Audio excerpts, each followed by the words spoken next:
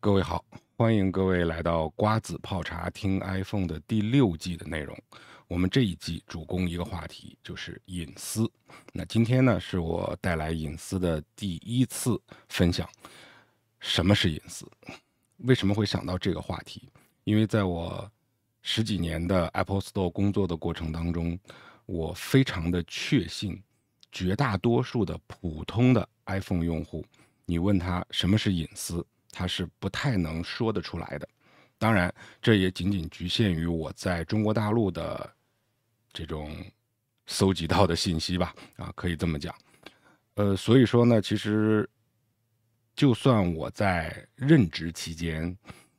在我面对我的顾客的时候，但凡有机会，我都会不遗余力的向他们去介绍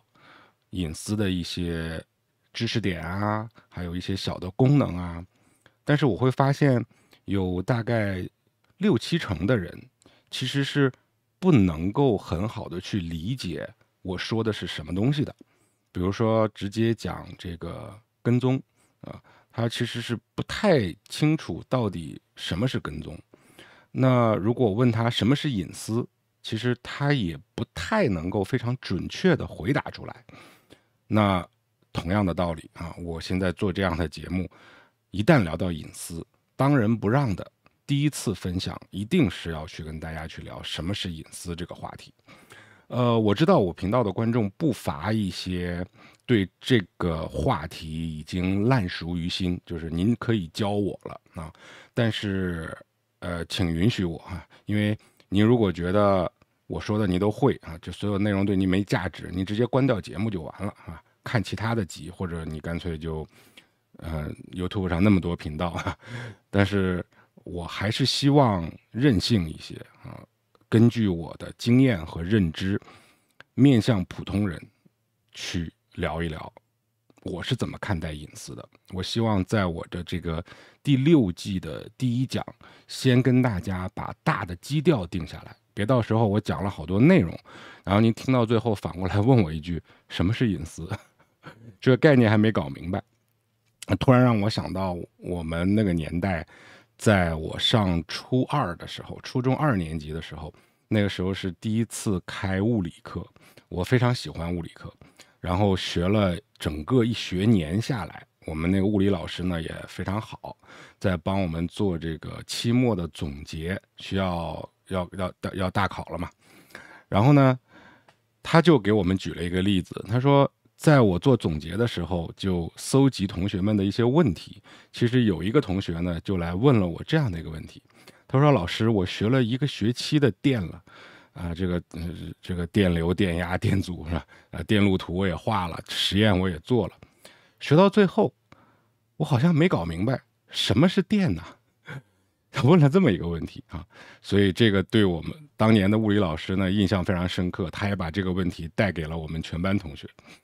那我想一样的道理嘛，那我愿意花这么1期的时间跟大家啰嗦2句多说2句废话，不为别的，希望能够关注到有需求的我的观众就好。那具体什么是隐私？没有办法给出一个标准答案。那既然您看我的节目嘛，就是听我是怎么给您讲什么是隐私的隐私其实是一个怎么定义呢？就是要看场景的。它既是一个老的词汇，又是一个新的词汇，在不同的时代，它体现出了不同的用意。比如说，在这个传统的没有电子产品、没有进入到信息时代的那个年代里面，如果大家说到隐私特别是说你侵犯到我的隐私了，那你会联想到什么？我相信大部分人都跟我一样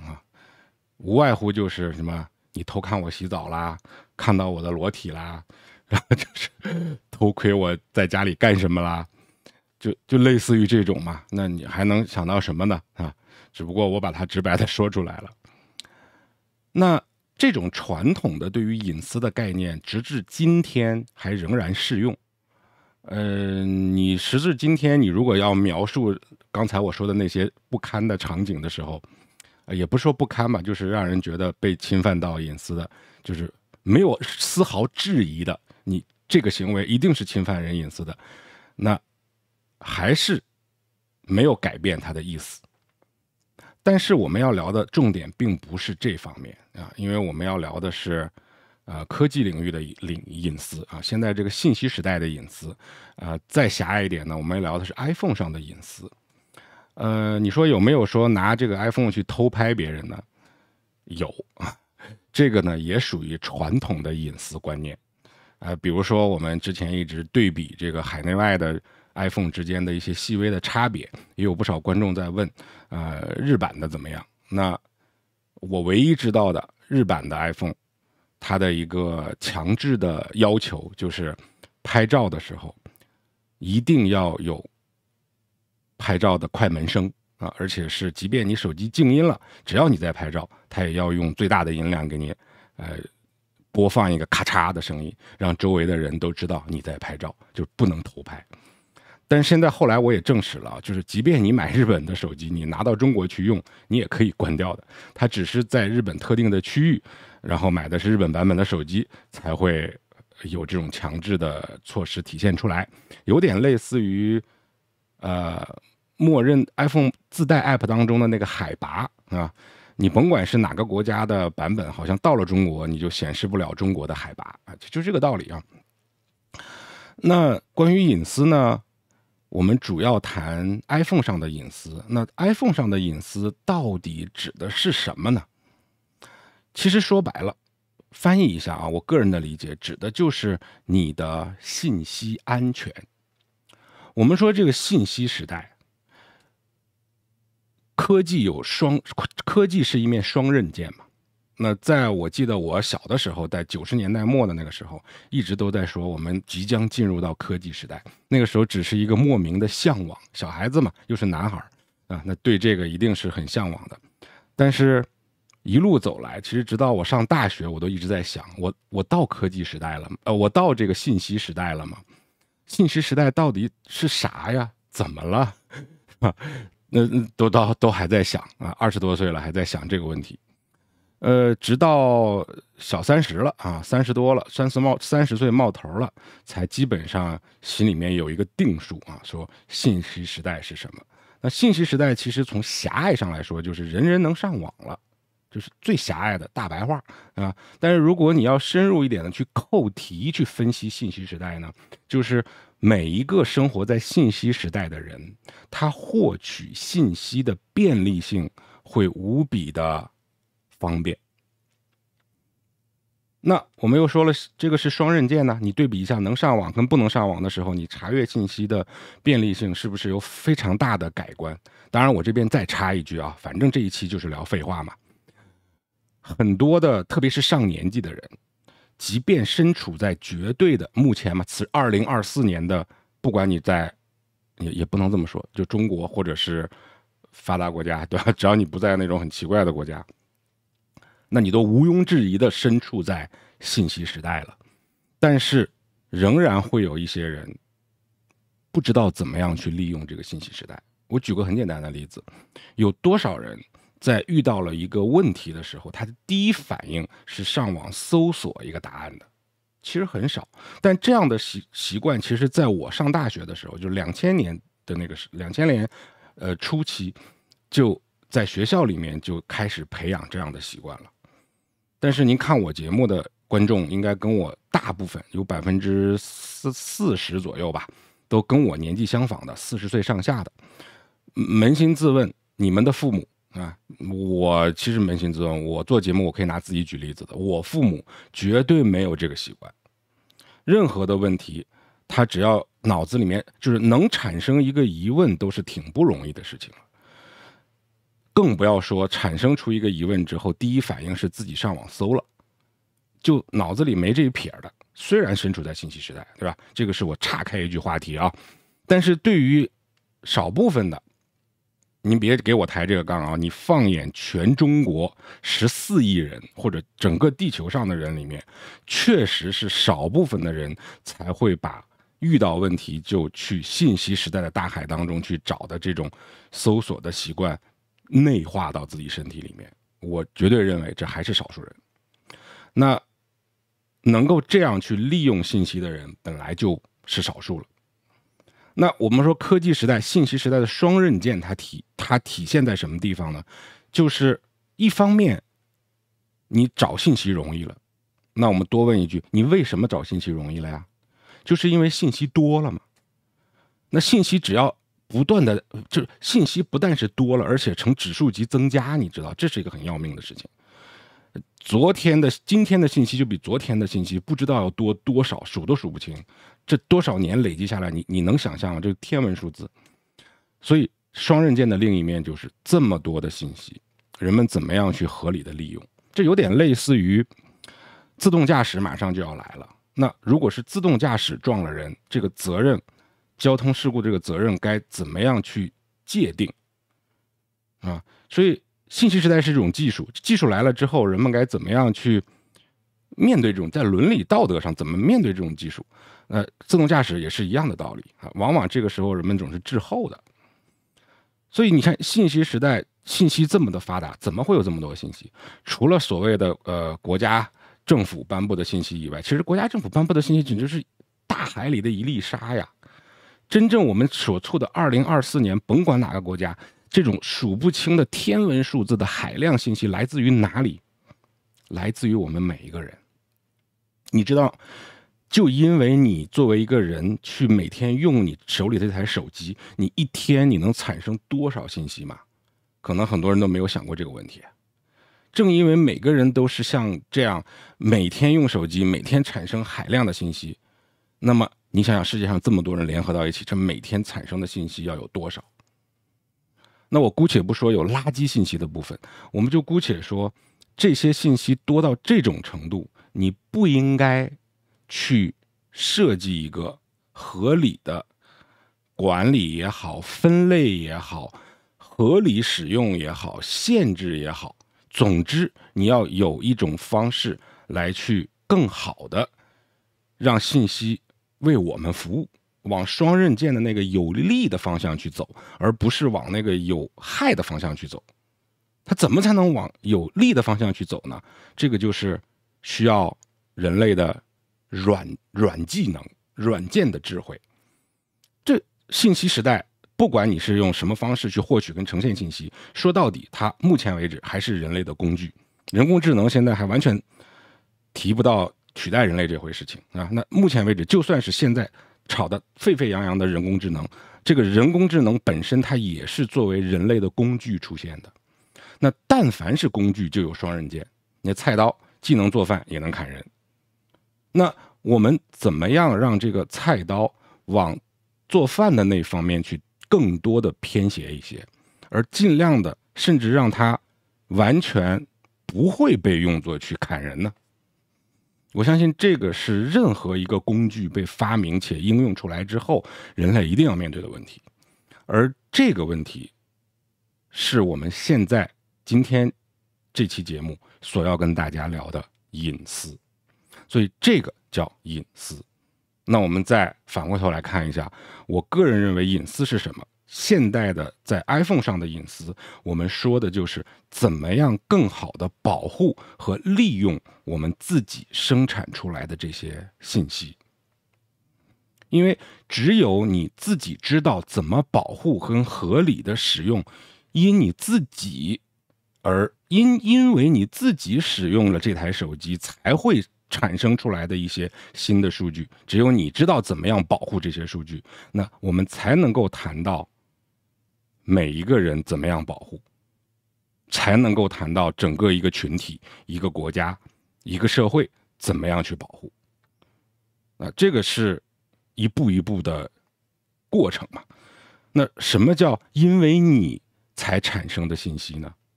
举几个非常简单的例子，你在手机当中添加了一个新的联系人，那这条信息是不是因为你用了这个手机才产生的呢？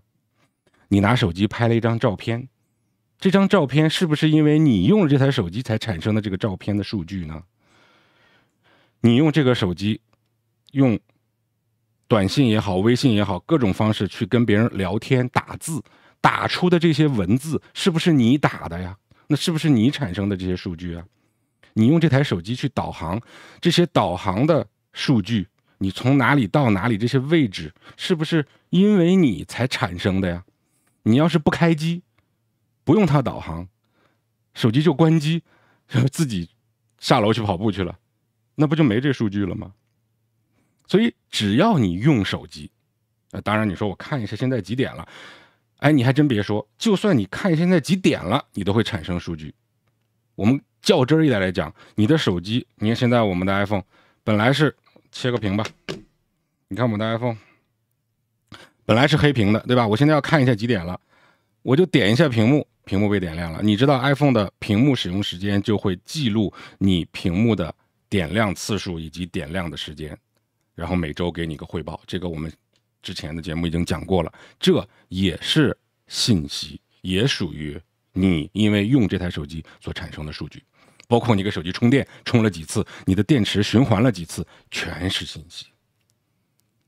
而我们特指的隐私是什么？我们再把隐私再收小一点，收到我们整个第6季要聊的内容，我们指的是什么？而我们说的保护隐私，我们要保护的是什么？我们特别指的是要保护的是因为你而产生的这些数据，而这些数据你是不想，或者现在不想，或者是不全部想随便的被人拿去的。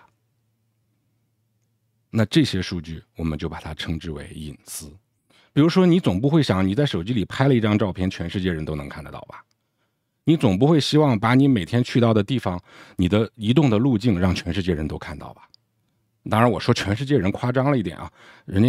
也得想来看你啊，咱们都是每个普通人，但是你不要小看普通人的力量哦。很多时候普通人的数据聚集起来，就会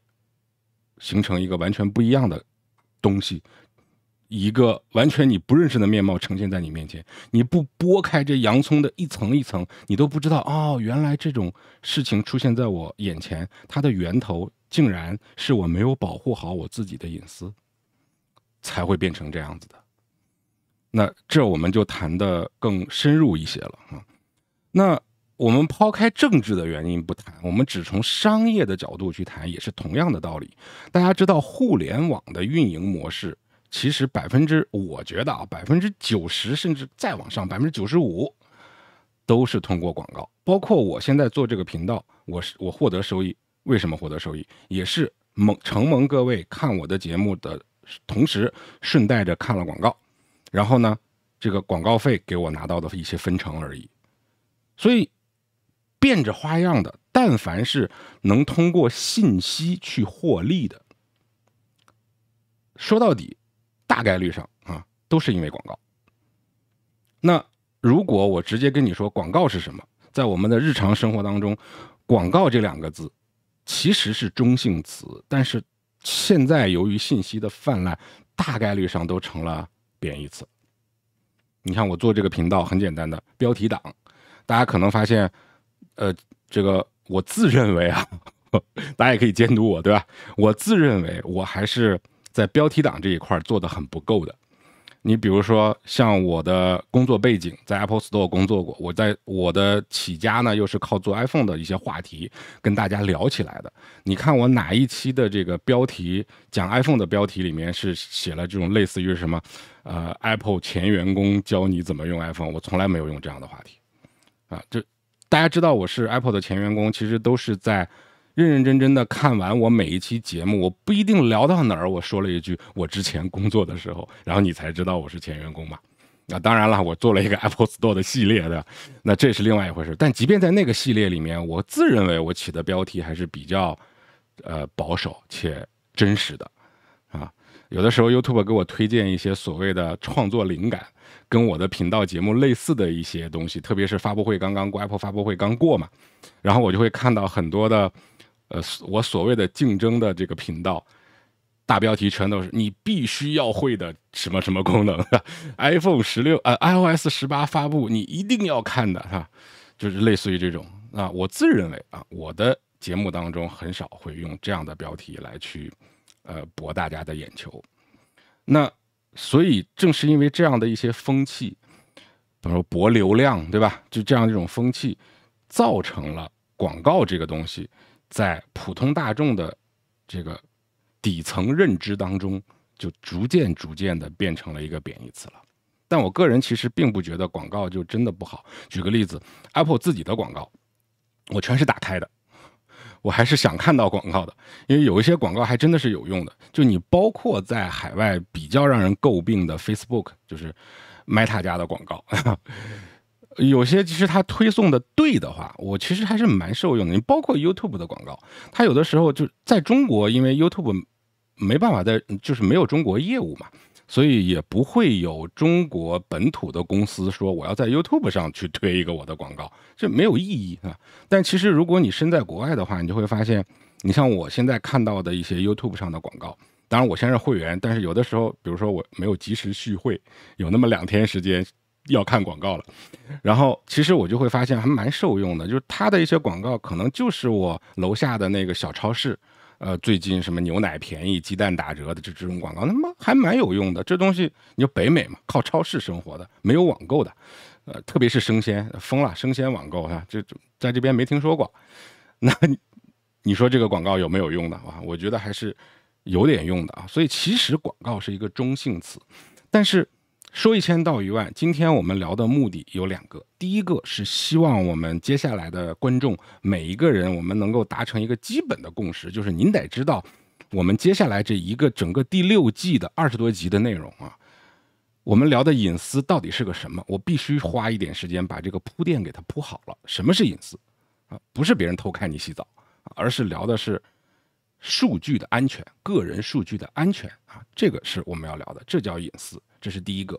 第二个呢，是希望大家知道互联网的盈利模式是什么。然后你知道这个之后呢，其实很多在互联网上你看不懂的东西，往往能够通过这个来去给你打开一个缝隙啊，让你去撬动整个认知的这个领域啊。那其实